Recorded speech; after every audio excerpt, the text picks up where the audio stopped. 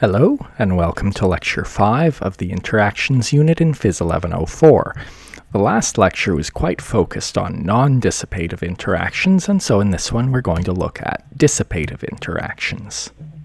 Let's talk about why dissipative interactions are irreversible. So here's a very simple dissipative interaction, a block or something that's sliding across a floor, and so it eventually comes to rest because of friction. And I'm sure you realize that as it goes across the floor, because of the friction, it warms up a little bit, and the floor warms up a little bit too. And so if we want to have a closed system to talk about, we have to include both the block and the floor in our system. If we do that, then we can talk about there being initially kinetic energy in the system, and at the end, there's thermal energy in the system. And it has stayed in the system because we've included the floor in our system. So that's the forward process. Why is it that the reverse process never happens? I think you can agree with me that we never see this happen. We do not have a warm block and a warm floor, and they suddenly spontaneously cool down and the block starts moving across the floor so that we convert thermal energy into kinetic energy. That simply does not happen. But why? The reason it never happens really has more to do with probability than anything else, but the probabilities are so staggeringly large or staggeringly small that they're basically certainties. So think of the block and the floor on the atomic scale. So here are atoms of the block and here are atoms of the floor.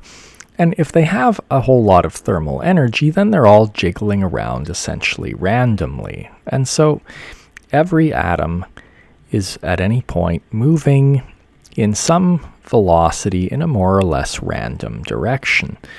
And that means, to the extent that they're in contact, because remember all contact means is that the atoms are fairly close together and they're within their interaction ranges of each other.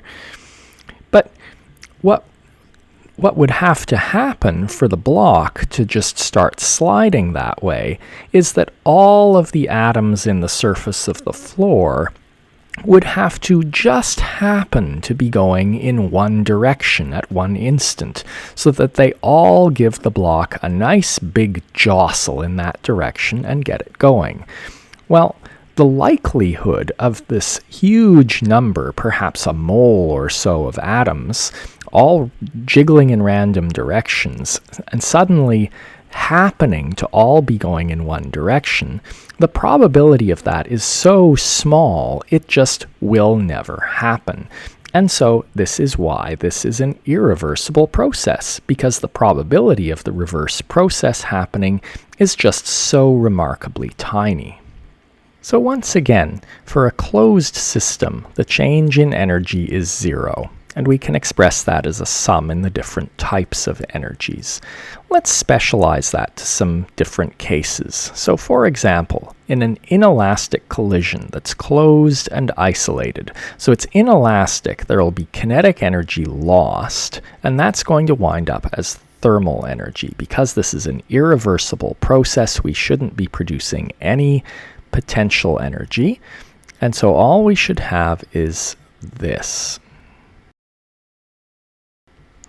Or in other words, that the change in kinetic energy is the negative of the change in thermal energy.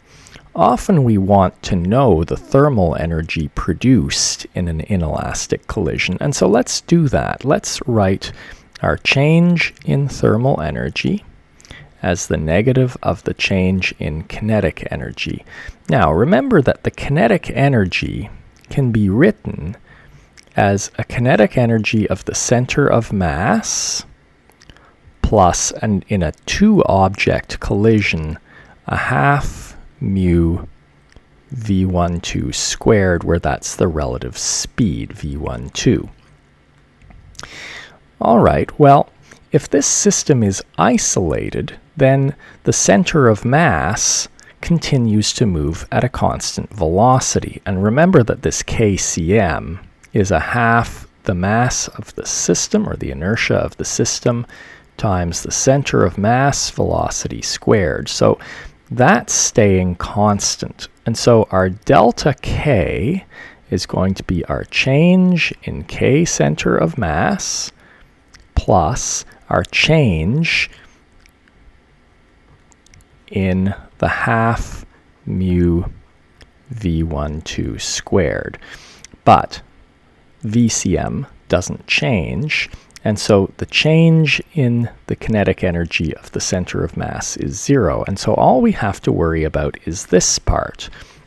So that is going to be a final minus an initial as usual. So a half the reduced mass, the final relative speed squared, minus a half the reduced mass times the initial relative speed squared.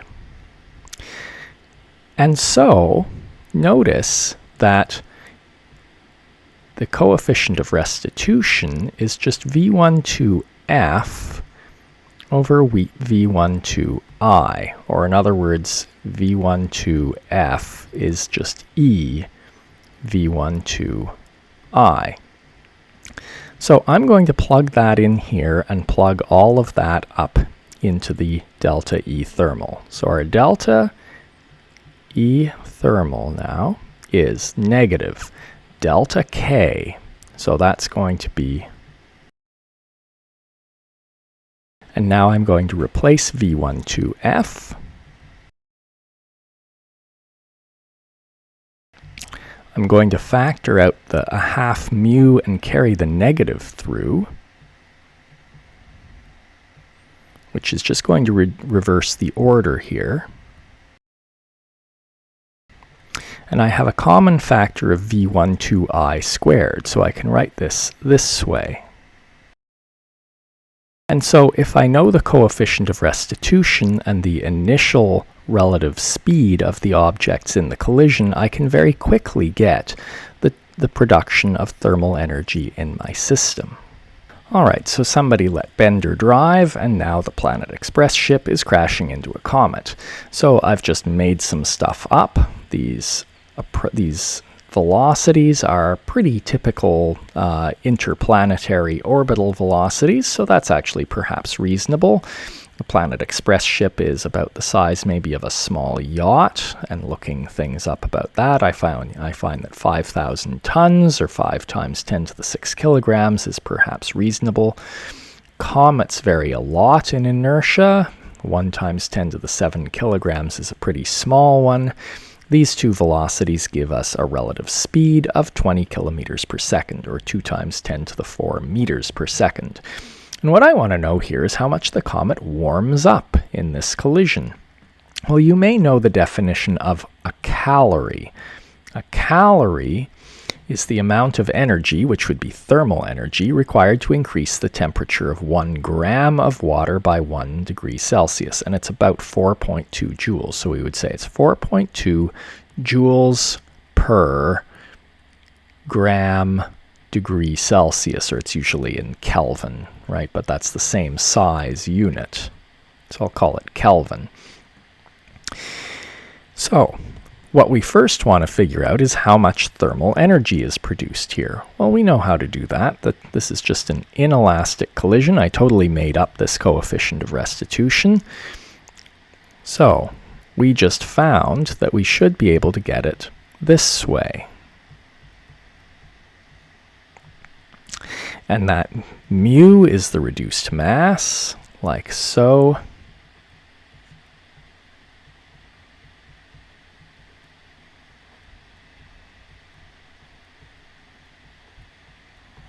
And if you plug that all into your calculator, you'll get 5.6 times 10 to the 14 joules. Yeah, orbital speed collisions are pretty energetic, eh? Well, how much of that ends up in the comet? I have no idea. Let's say half, right? Why not? So we get 2.8 times 10 to the 14 joules of thermal energy in the comet out of this collision. And let's see how much that warms the comet up. What do we have to do? If we take our E thermal and divide by 1 calorie, then we end up with something in joules divided by joules per gram Kelvin, or in other words, we get something in gram kelvins. So we would now have to divide by the inertia of the comet to get a change in temperature. And we'd want to work in grams, right? So this is 1 times 10 to the 10 grams.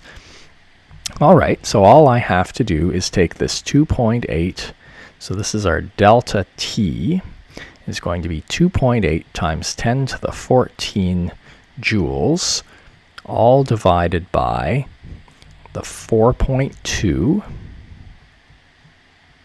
joules per gram Kelvin, and then I have to further divide that by my inertia, the 1 times 10 to the 10 grams. And if you just look at that, this is still going to be really big, right? Because we've got 10 to the 14 divided by 10 to the 10. That's still 10 to the 4 divided by a little bit of change.